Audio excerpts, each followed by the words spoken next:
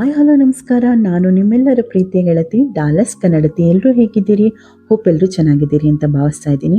ಇವತ್ತಿನ recipe white ಕುಷ್ಕ ರೆಸಿಪಿನ ಮಾಡಿ ತೋರಿಸ್ತಾ ಇದ್ದೀನಿ. ಇದು ಲಂಚ್ ಬಾಕ್ಸ್ಗಾಗಲಿ, ಬೆಳಗಿನ ತಿಂಡಿಗಾಗಲಿ, ಮಧ್ಯಾಹ್ನ ಊಟಕ್ಕಾಗಲಿ, ಹಾಗೆ ದಿಢೀರಂತ ರಾತ್ರಿಗೆ ಏನಾದರೂ ಬೇಜಾರಾಗ್ತಾಯಿದೆ ತಿನ್ನಬೇಕು ಅನಿಸಿದಾಗ ಈ ರೀತಿ ಐಟಮ್ನ ಒಂದು ಕೇವಲ 15 ನಿಮಿಷಗಳಲ್ಲಿ ಮಾಡಿ ತಿನ್ಬೋದು. ಸೊ ಬನ್ನಿ ಇದನ್ನು ಹೇಗೆ ಮಾಡೋದು ಅಂತ ನೋಡೋಣ. ಮೊದಲಿಗೆ ಒಲೆ ಮೇಲೆ ಒಂದು ಪ್ಯಾನನ್ನು ಇಟ್ಕೊಂಡು ಅದಕ್ಕೆ ಒಂದು 5 ರಿಂದ 6 ಟೇಬಲ್ ಸ್ಪೂನ್ ಆಗುವಷ್ಟು ಎಣ್ಣೆನ ಹಾಕೊಳ್ತಾ ಇದ್ದೀನಿ. ಹಾಗೆ 1 ಟೇಬಲ್ ಸ್ಪೂನ್ ಆಗುವಷ್ಟು ತುಪ್ಪನ ಹಾಕೊಳ್ತಾ ಇದ್ದೀನಿ.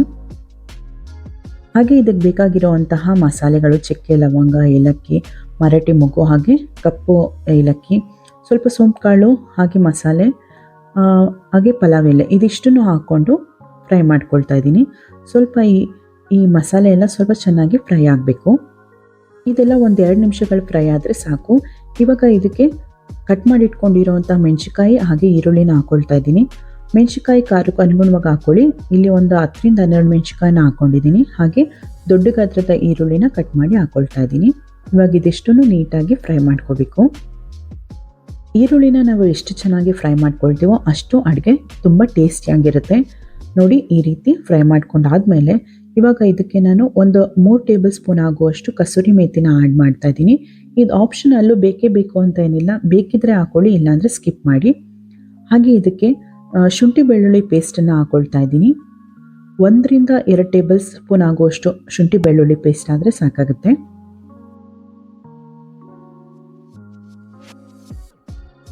ಹಾಗೆ ಬಟಾಣಿನ ಹಾಕ್ಕೊಳ್ತಾ ಇದ್ದೀನಿ. ರಾತ್ರಿ ನೆನೆಸಿರುವಂಥ ಬಟಾಣಿನ ಹಾಕ್ಕೊಳ್ತಾ ಇದ್ದೀನಿ. ಇದು ಕೂಡ ಆಪ್ಷನಲ್ಲು, ಇದ್ರೆ ಹಾಕ್ಕೊಳ್ಳಿ, ಇಲ್ಲಾಂದರೆ ಸ್ಕಿಪ್ ಮಾಡ್ಕೊಳ್ಳಿ. ಸೊ ಇದನ್ನೆಲ್ಲ ಚೆನ್ನಾಗಿ 1-2 ನಿಮಿಷಗಳ ಕಾಲ ಫ್ರೈ ಮಾಡ್ಕೊಳ್ಳೋಣ. ಚೆನ್ನಾಗಿ ಇದೆಲ್ಲ ಫ್ರೈ ಆದಮೇಲೆ ಸ್ವಲ್ಪ ಪುದೀನ ಹಾಗೆ ಕೊತ್ತಂಬರಿನ ಒಗ್ಗರಣೆಗೆ ಹಾಕ್ಕೊಂಡು ಫ್ರೈ ಮಾಡ್ಕೊಳ್ತಾ ಇದ್ದೀನಿ. ಸೊ ಇದೆಲ್ಲ ಚೆನ್ನಾಗಿ ಫ್ರೈ ಆದಮೇಲೆ ನಾವು ಎಷ್ಟು ಅಕ್ಕಿ ತೊಗೊಂಡಿರ್ತೀವೋ ಅದರ ಡಬಲ್ ಆಗುವಷ್ಟು ನೀರನ್ನು ಮೊದಲೇ ಬಿಸಿ ಮಾಡಿ ಇಟ್ಕೊಂಡಿರಿ. ಈಗ ಅದನ್ನು ಆ್ಯಡ್ ಮಾಡ್ಕೊಳ್ತಾ ಇದ್ದೀನಿ. ಹಾಗೆ ಇದಕ್ಕೆ ರುಚಿಗೆ ತಕ್ಕಷ್ಟು ಉಪ್ಪನ್ನು ಹಾಕ್ಕೊಳ್ತಾ ಇದ್ದೀನಿ.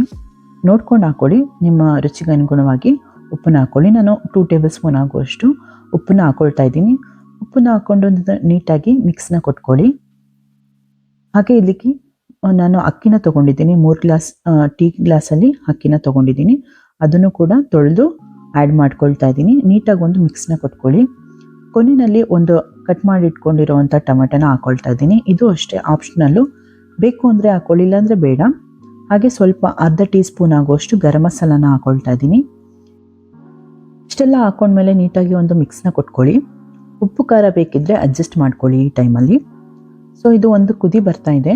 ಈ ಟೈಮಲ್ಲಿ ನಾವು ಮುಚ್ಚಳನ ಮುಚ್ಚಿ ವಿಷಲ್ ಹಾಕ್ಕೊಂಡು 1 ರಿಂದ 2 ವಿಷಲ್ ಬರ್ಸ್ಕೊಂಡ್ರೆ ಈಸಿಯಾಗಿರುವಂತಹ ವೈಟ್ ಕುಷ್ಕ ರೈಸು ತಯಾರಾಗುತ್ತೆ. ಒಂದು 15 ನಿಮಿಷ ಇದ್ದರೆ ಸಾಕು, ಪಟಾಪಟ್ ಅಂತ ತಯಾರಾಗುತ್ತೆ. ಇದು ಕಂಪ್ಲೀಟ್ ವಿಷಲ್ ಆರಿದ ಮೇಲೆ ತೆಗ್ದು ತೋರಿಸ್ತಾ ಇದ್ದೀನಿ. ನೋಡಿ,